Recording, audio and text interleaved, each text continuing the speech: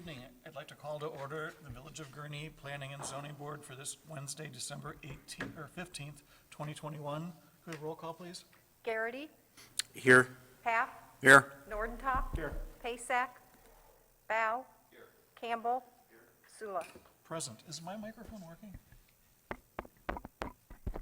Doesn't sound like any. I can hear it. I can hear you tapping on the can out of hear the me? speaker. I don't seem to be. It's not real loud, Yeah, but okay. If everyone would please rise and join me in the Pledge of Allegiance. I pledge allegiance to the flag of the United States of America and to the republic for which it stands, one nation, under God, indivisible, with liberty and justice for all. I'll try to talk louder then. First item on the agenda is the approval of our minutes from the meeting that was held on November 17th. I did notice one small error in point 4 where we changed the meeting date. The very last sentence is backwards. It says that we rescheduled the October meeting to the October 12th meeting. okay. So it's backwards. Okay. Other than that, does anybody else have any changes? the only thing I noticed was that the motion was made twice by two different people. Where's that at? On page 4,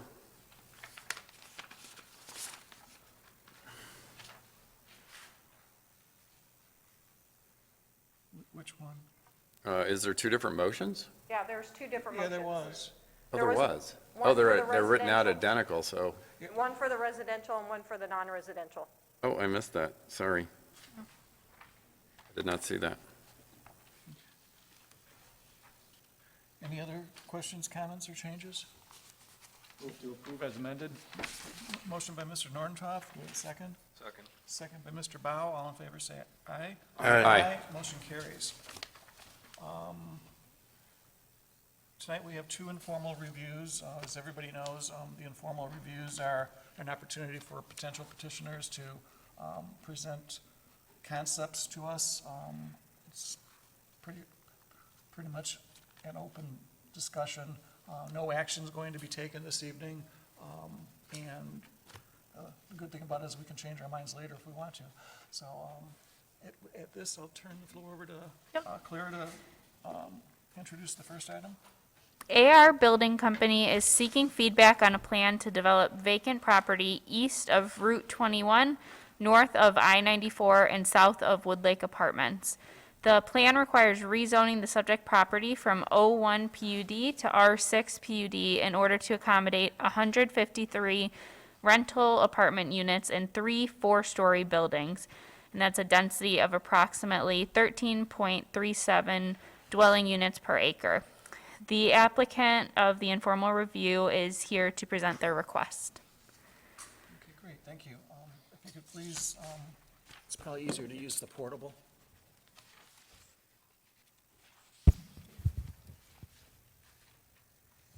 Thank you.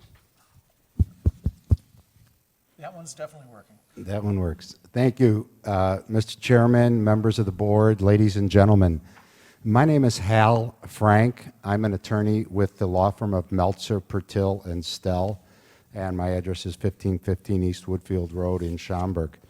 I'm pleased to be before you this evening to talk about and get your preliminary thoughts on the potential development of a parcel that I have familiarity with, and the chairman has familiarity with, that goes back almost 40 years. The property is owned by a partnership called the Milwaukee I-94 Property Partnership. They've owned the property, I believe, since the 80s. They've worked with the village on and off on various aspects of the property. In 1988, they granted an easement along the perimeter of the property so that the village could extend sewer and water improvements. In the late 90s, the entire property was vacant. And in the late 1990s, I came before the village boards and commissions and worked with the village staff, and the boards and commissions and the village attorney to create what has become and been the Woodlake Apartments. When that property was rezoned to allow for the multifamily use, and it was rezoned and impressed with a planned unit development. One of the conditions for the approval of the Woodlake apartment project was that the south 11 acres of the property be retained for potential office use. At the time, all of the property had been zoned for office. It had been, vacant and with little expression of interest with development for office uses for years and years and years. And so when we came before the village back in the late 1990s, the village was persuaded that it would be beneficial to the village to rezone the property, the north part of the property, to allow for the construction of Woodlake Apartments, and of course that's what happened. At the time, as I say, one of the conditions was that the property owner, the partnership I just mentioned, would continue to own and market the property that we're actually talking about this evening for office uses. That was back in 1997, 1998, I think, right, Tracy? I mean, a long time ago. So, and I know you're all familiar with the property. I'm sure you've all driven by on the tollway, driven by the property, and seen the big sign that says, property available. It's been on the market and available literally and undeveloped for decades. And so I think that the reality that that property is not going to ever be developed with office uses has been recognized not only by the market but also by the village. Recently, the village amended its comprehensive plan to acknowledge the possibility of multifamily use being constructed on this parcel, the 11-acre parcel we're talking about this evening. And obviously, it's a consistent and compatible use to the Woodlake Apartments. It's completely buffered, on each side by either the highway or trees and other natural features. So recently, the would-be petitioner that's before you this evening, AR Building Company, and they're based in Pittsburgh, was introduced to the property and expressed an interest in developing it with additional multifamily uses. So we have submitted to you for this preliminary discussion. We've submitted to you a package, which I know is up on the screen right now. With us this evening, I have two representatives with us. One is from the civil engineering firm, Manhard Consulting, Jared. And what's your last name again? Plasek. That's what I thought, but I didn't want to mispronounce it. Jared Plasek. And then Emily Mitchell is with AR Building Company. Emily has flown in from Pittsburgh to appear before you, introduce you to her company, and introduce you to the company's plans, and then to get whatever feedback that we can get from you so that we can take this concept to the next level. Okay, so with that, if there's no questions for me, I'm going to turn the floor over to Emily. Hi, everyone. Can you guys hear me all right? Well, as Hal said, my name is Emily Mitchell. I'm the Director of Development at AR Building Company. For the record, my address is 310 Seven Fields Boulevard, Seven Fields, PA, 16046. As Hal said, I'll just start with a little background on AR Building Company. So AR Building is a 50-plus-year-old apartment development company. We're based in Pittsburgh, Pennsylvania. We have a single owner. He has no partners, no investors. We build everything with our own equity.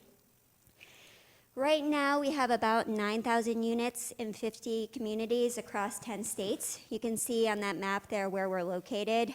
Over the next couple of years, we're looking to expand into 4 additional states, one being Illinois.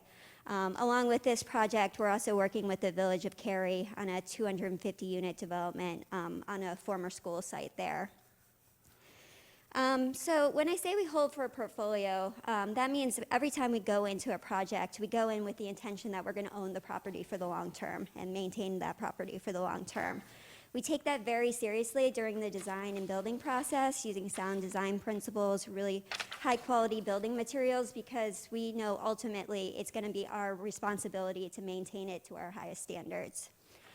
We're also a fully integrated company, so we buy, build, and manage all of our projects. We acquire the land and entitle it, which is where we are here today. We build our projects, so we have 2 construction divisions that act as a general contractor for all of our projects. And then we hire all of our on-site staff for each of our communities. So each of our communities, including this one we're proposing today, has a full-time management office right there on site. So any questions that come up along the way, whether it's now, in the future once it's under construction, or even once it's up and running, you can always come back to me because we're fully integrated and I can get you answers to those questions. Thanks. So these are just some examples of our recent projects. The 2 there on the right are located just outside of Pittsburgh. The one on the upper right is in our Bright Oaks community. And then the one on the bottom right there is called Evergreen Apartments. It's a 92-unit apartment building. It's right off of I-376 in Monroeville, Pennsylvania. And then I particularly wanted to draw your attention to the building there on the left. It's in our Reynolds Farm community in North Kingstown, Rhode Island. But the reason I wanted to show it to you is it's a 4-storied elevated building with about 50 units. So that's probably the closest to what we're proposing here tonight. Next slide, please. So these are just some examples of our interiors for you to take a look at. On the lower left there, you can see that's just a typical living room. We have all vinyl flooring, floor-to-ceiling windows. There's a typical kitchen there in the middle. You can see we have granite countertops, stainless steel appliances. All of our units have washers and dryers inside them. We also have a balcony or a patio for each of our units. We find that our residents really enjoy having that outdoor living space, but also the natural light that it helps bring in. And you can also see from the picture there on the left that the outdoor balconies really help to break up the facades as well. In addition, each of our communities typically has a clubhouse, like we'll be proposing here in Gurnee. That clubhouse has that full-time management office, along with a fitness room, common room. We find more and more of our tenants are using that common space as they work from home, and a swimming pool as well. You can go to the next slide. So this is the site. As Hal said, I'm sure you're all very familiar with it. It's at the intersection of Milwaukee Boulevard and Milwaukee Avenue. It's about 11 and a half acres right off the I-94 interchange, just south of the Woodlake Apartments. You can go to the next slide. So this is just a zoom in of the site. You can go to the next one. Here's an image of the site constraints that we'll be working within. So there are 2 100-foot landscape buffers off of both I-94 and Milwaukee Avenue. So we'll be building outside of those buffers. To the south of the property, there is a stormwater retention pond, which we understand we'll probably have to expand for our development. But we're just looking into kind of the permitting and engineering logistics of that now. And then in the middle of the site there, you will see there has been a wetland delineated on the site, but our understanding from our wetland report is that it's not high quality and that it's only 0.08 acres. So we do intend to fill it in so that we have a developable area on our site. You can go to the next slide. This just quickly shows the topography of the site. From the northern end of the site to the southern end of the site, there is a 25-foot drop. So we'll just have to be building within that as we move forward. And next slide, please. Thanks. So before we talk more specifically about the zone change, and I know Hal spoke to this history here, just wanted to take out this excerpt from the Gurnee's comprehensive plan. Our site is in the Washington and Milwaukee sub-area. It's outlined there in the red right-hand corner that you could see. So in the comprehensive plan, it does recommend that the site be used for multifamily apartments, similar to what you'll see in the adjacent sites, but also to add housing and housing diversity to the village. Thank you. So this has some zoning regulation detail, which I'm sure we can pull out and kind of look at further. But as Hal said and others said, it is currently zoned for office with PUD. We are recommending that it be rezoned to R6 for multifamily. This allows for that multifamily use as called for in the comprehensive plan, but it also allows for the density of housing that we think is appropriate right off of those two major transportation corridors, I-94 and Milwaukee Avenue. Next slide, please. So this is just, this is our conceptual plan. We are proposing 153 units in 3 4-story elevated buildings. We're proposing about a 55-45 mix, 1 bedroom to 2 bedrooms, so slightly skewed to 1 bedrooms. We do have feature a clubhouse there in the middle so that you can see it, quite easily from anywhere within the site and as you immediately access the site. As you can see here, we are respecting those 100-foot buffers off of I-94 and Milwaukee Avenue and preserving as many trees and open space as we can in the southern part of the site. We're proposing 2 access roads right now, entrances and exits to the development, just to help with circulation for our residents and emergency services if needed. And then, trying to read this without my glasses. I think, yes, we have 268 parking spots, which does fall within the regulations of the R6 zoning. We haven't really gotten to the engineering stage, and there is quite a bit of grade on site. So we may lose a few parking spots, and that's something we might need to discuss as we get into the site plan, needing a little relief on the parking. But for now, we do think we can fit the 268 units, which gives us about 1.7 parking spaces per unit. Typically, what we find in our other communities throughout the United States, in very similar locations, that 1.5 parking spaces per unit is really more than adequate for our residents and our marketing capabilities. You can go to the next slide, thank you. And so this is my last slide here. These are just some conceptual elevations of the buildings we'll be proposing. As I said, they are 4-storied elevator buildings. They're about 10 feet floor to floor. So at the midpoint of the roof, it's just under 45 feet, which would meet the R6 multifamily max height requirements. We use a lot of brick, a lot of white siding, AZEK for the trim. We find that these materials together really stand up over time. They look very crisp and have kind of an ease of maintenance, so we can always make sure that our product is looking the best. The brick starts at the 1st story and then moves up from 2 to 3 stories to really help break up the long elevations there. We also use a gable roof to do the same thing and to draw attention to the central entrances at both the front and the rear of the building. I think that is about it. I know I went through a lot of the slides pretty quickly, so happy to go back to any of them to answer any questions. Also, just really happy to hear any feedback that you have for us tonight. And thank you for your time. I really do appreciate it. Okay, thank I you. have a question. Sure. So, getting back to the parking, is it all exterior parking, or is there a garage? No, that we it's didn't all see? exterior parking. Okay, thank you. Yeah, go ahead, Dave. Excuse me. Thank you. Yeah, I think in general, I'm very warm to the whole concept of doing this. I mean, this really ties everything together that's already sort of happening along that corridor. I think in light of what we did with the comprehensive plan, I think this makes a lot of sense.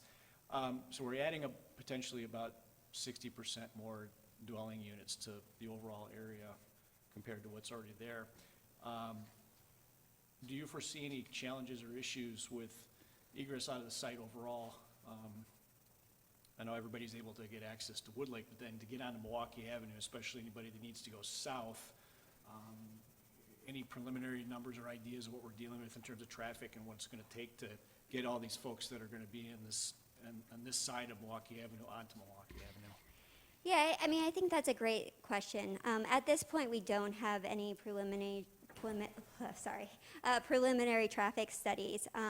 What I can tell you is our experience throughout the country with similar kind of developments, kind of right off of major transportation corridors like this, is that we do find, because of how our residents are dispersed, that there's really no impact to the level of service off our access roads. So while we don't have that transportation study now, we certainly will kind of bring that into the study into the future, but I'm not really concerned about the impact there, given our experience with other similar sites.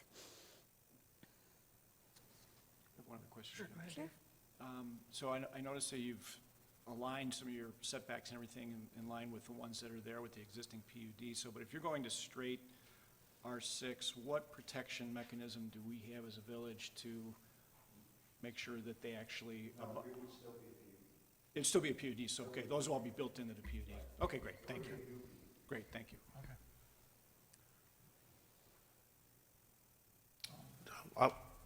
Yeah, go ahead, Tim.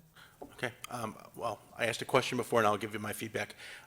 I'm in favor of what I've seen so far.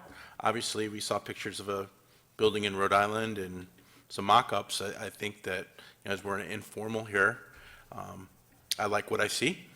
I do think, I was just reading something about, just kind of timely, just happened to come across an article just talking about the need for additional rental units as homes become more unattainable for certain people, or maybe even with the pandemic and people want to be able to have more flexibility and be able to move and have that sort of shorter term type of, compared to owning a house for 30 years. I think it looks nice from what I've seen. The presentation kind of checked out all the boxes that I've seen so far. So again, this is, an informal review, but so informally, I think you're on the right track. Thank you. Ryan? I like what I see so far. My only comment would be, now you referenced that you have other sites that are adjacent to high-volume interstates, is it? That is true. Actually, the Evergreen apartment property that I showed you on, I think, that second slide there, that's right off of I-376, just outside of Pittsburgh. Okay. So when the buildings are actually designed and engineered, then you'll take into consideration the extreme amount of noise that will be generated adjacent to it? Sure, yeah. I mean, we have found at Evergreen Apartments that we have not heard any concerns from our residents. In fact, I've been in the building and I haven't heard anything. Maybe at night it comes across more as a white noise. We find with kind of our contemporary construction techniques and the fact that we pay very strict attention to our construction techniques, that with the caulking and the airspace and, I'm sorry, I'm not an architect, so I'm messing up the actual technicalities, that the sound is not an issue at all. But also the brick, along with the balconies, also help to buffer some of that noise. My comments are pretty similar. I mean, from my view, it fits in nicely with the overall conceptual design of the comprehensive plan. The product is such that it's not going to, I don't perceive it that it's going to be a big drag on the school system. So I think you're hearing some warm receptivity.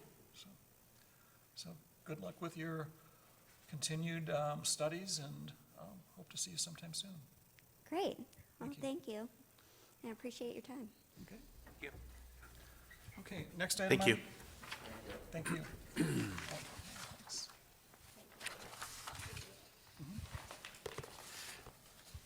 Next item on the agenda is another informal review. Clara? Tori O. ID, CPA, is seeking feedback on a plan to consolidate 4236 and 4242 Old Grand Avenue, demolish the existing house, and construct a multi-tenant office building. The plan also involves rezoning 4242 Old Grand Avenue from C2 to C4.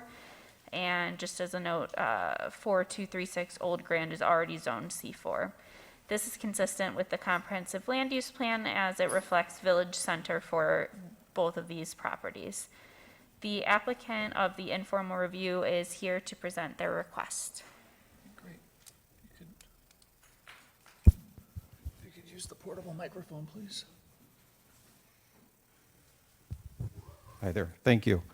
Appreciate everybody's time here this evening. This is my first go-around at any of this, so I'm relying heavily on our architect, Adam Lyons, and our builder, John Rickert. If you saw my toolbox at home, it's a Menards bag with a hammer and at any rate. My name's Tori Eide, I'm a CPA, and I was born, raised, and have lived in Warren Township my entire life. My father started the CPA practice we currently have in Gurnee in 1985. I remember that because it was the last year it was worth watching the Bears, so go Bears. So I grew up, was raised in the family business. Not too many children want to be a CPA when they grow up, so my path was kind of chosen for me at a young age. So our first commercial office was in Viking Square, 4343 Old Grand Avenue, a year right before one of the first great floods of our modern time. And from there, we relocated to Greenleaf in Washington on the southeast corner there, and that's where we've been for the last 30 years.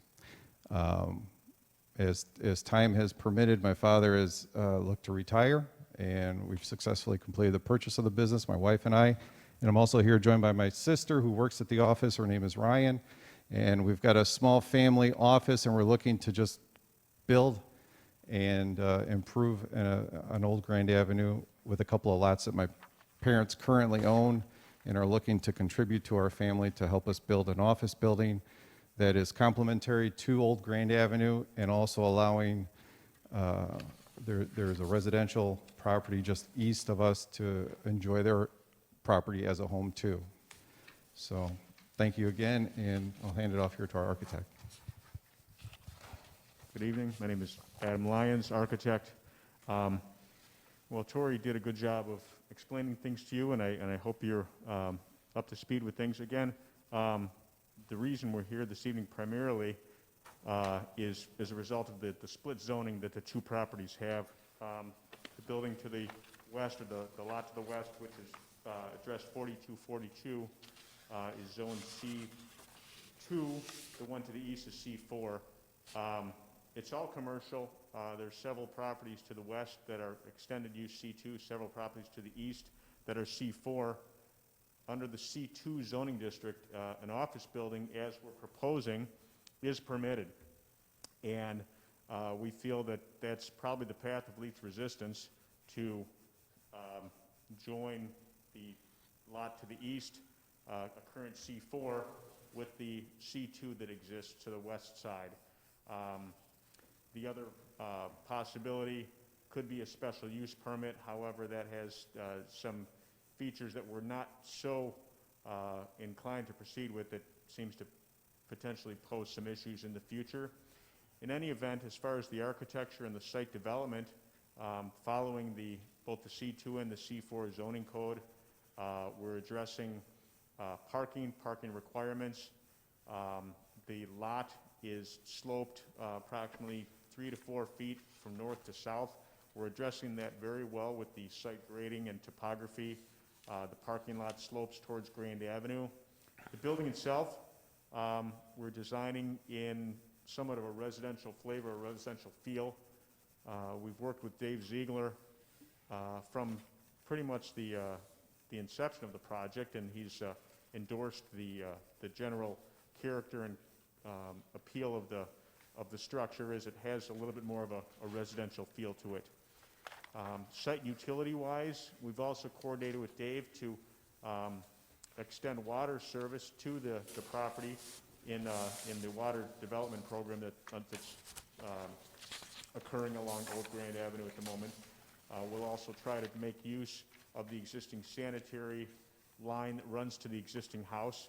So in terms of the property accommodating the new building, we think it's going to work very well. Again, in conformance with the landscape requirements, the landscape ordinance will be in conformance with the site lighting ordinance, and all other things aside, provided we can find a means to join these two lots and make this building conform in a path of least resistance, we think that'll be a nice asset to the community and really benefit the village of Gurnee as a whole. Thank you very much. We'd like to entertain any questions you might have at this time. I'll start. To me, it seems like a good, solid proposal in terms of the concept. Since your intent is to legally combine the two lots into be one lot, I'd work with staff to figure out which of the two zoning districts makes the most sense and just pick one. I totally agree, special use permit is probably something we should avoid if we at all can. I like the, from the rough drawings, I like the look and feel of the image that you're trying to portray. Thank you.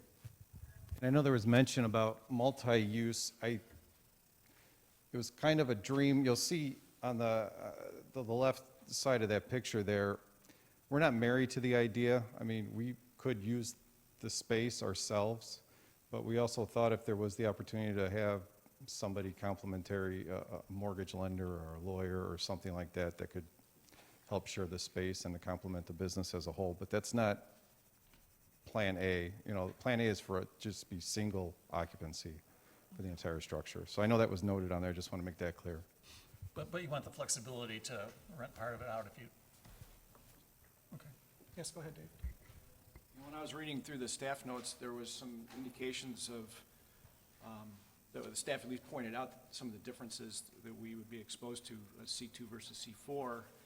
And, you know, I wanted to ask staff to maybe elaborate on that a little bit, because if I try to interpret what's in the notes, it would suggest the possibility that maybe we're a little more exposed in having C2 zoning versus C4, given some of the other uses that would be allowed technically in a C2, just to say, for instance, somewhere down the road, you guys say, okay, well, something happened, we need to leave this site, we're gonna sell it, whatever, and whatever will come in after it, if it's owned C2, the use can change. And if it's C2, then we live with whatever is allowed in C2. We don't have the ability to do anything about that. So can staff elaborate on that? Am I on a track with this, or Sure. am I somewhere else? Sure. Well, one of the first things that we pointed out is the comprehensive land use plan. It does not reflect commercial for that property. It reflects the village center, the C4 district. So that's the first thing, is the commercial is really not consistent with the comprehensive land use plan. The second thing is that commercial that's over there to the west of this site is really kind of a throwback from buildings that have been there since the 40s, and it was really to accommodate a lot of those uses. So to try to further the encroachment of that commercial further east into like the residential area is, again, especially with what the comprehensive land use plan reflects, might not be appropriate. The other things that we pointed out is, as you said, the C2 district, once you zone it to C2, any use can walk into that property and occupy it. And again, you do have residential directly across the street. You have single-family residential directly to the east. And I think those are most of our concerns. So you were correct with that.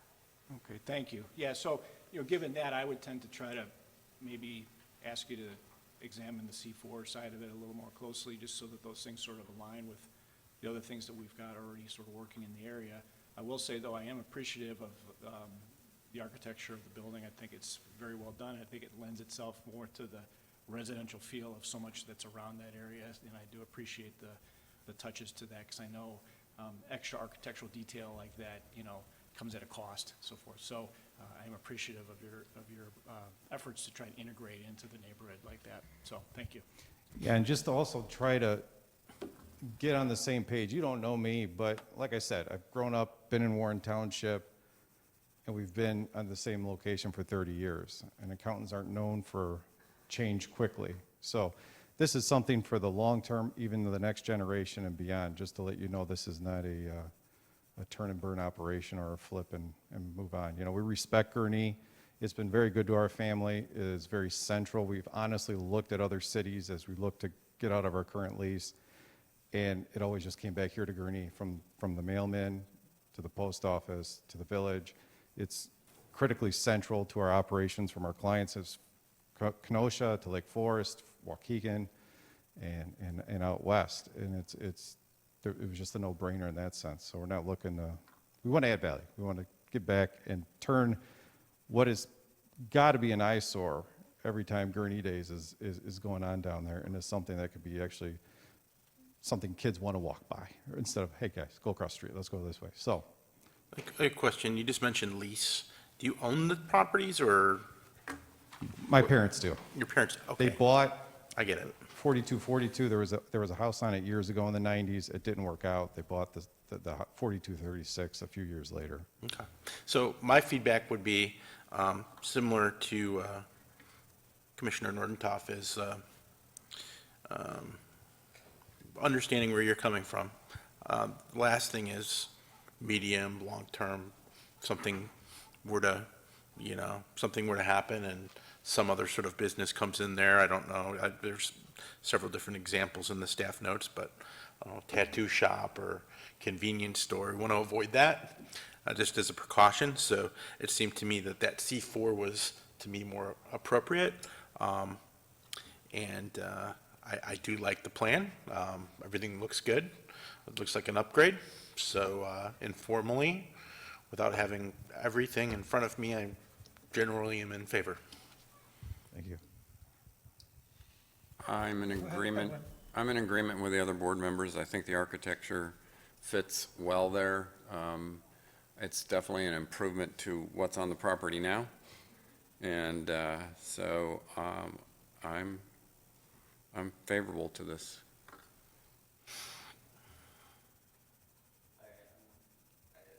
Sound like a reporter, but yes, I'm in agreement with you too. By there today, and I'm like, that's the house that they want to tear down and build it was like, it's a 100% improvement, so it's only a big. And some of you might wonder why we haven't done anything sooner, and my sister can testify to this. My father is cheap, and I knew if we built it sooner, it would be paper mache and an outhouse out there with a plastic. So I have done everything to discourage my father until I bought the business to do it the way I want to do it. So Okay. With that visual, did you have anything, Brian? Yeah, I'm just going to echo what I've Okay. heard from everybody else. I mean, I like what I see. I could be supportive of C4 with the special use.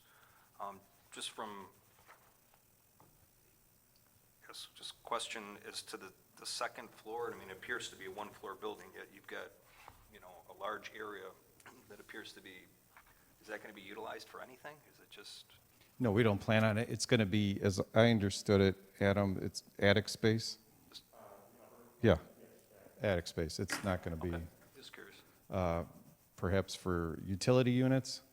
Did we talk about that? Yeah, utility units, Okay. et cetera. One story. Okay, great. Well, I think you're feeling a lot of good vibes here, so I would urge you to continue to work with staff, finalize your plans, and get before us formally. Thank you all very much. Appreciate your time. Thank you. Thank you. Yeah. Okay, where's my agenda? Next meeting on the calendar is scheduled for the 5th of January. Are we going to have one? I don't believe we'll have a public hearing, but we will likely have a meeting. Happy New But we'll Year. let you know Okay. if for some reason we All don't. right, at this time, I'll open the floor to the public. Does anybody from the public care to make a comment or ask a question? You step up to the microphone. Excuse me. Is there something that you'd like to say? No, just both ideas. Okay. We live in the Hickory Haven subdivision. So both concepts from both different parties would be very favorable. Okay, great, thank you. Thanks for attending. I did have one question. Oh, okay, here, you're gonna have to use the microphone. Teacher's voice is not sufficient. Oh, we record our We meetings, record it, and so sometimes, sometimes the video equipment can't pick up the Yeah. noise from the chamber. My name is Otto Wimpfen. I'm in the Hickory Haven subdivision. And I had one question about this project. There's a parking lot directly to the west of these two lots, I believe. Are they planning to use that parking facility in conjunction with this development? I They- couldn't answer that question for you, but. They actually have a fence proposed between the two developments, so they don't have a plan to utilize that parking. It'll be split off with a fence. So it would be street parking? No, they have their own parking. They have, yeah, Oh, they have their own parking. parking. Okay, I understand. And the other question I had, if I may, pertaining to the previous development, there's a retention pond there, if I believe. Are they planning to drain that, or? Well, it They sounded like mentioned they're, something it about sounded the- like they were planning to improve upon it, but the key thing with both of the discussions that we had this evening, they were both informal, conceptual reviews. So, I mean, we don't have. Got it. We don't have the fine level of detail available yet to address those sort of questions, but as the projects progress or don't progress, they'll certainly be required to abide by all rules and regulations. Okay, appreciate it. Thank you. All right, thank you.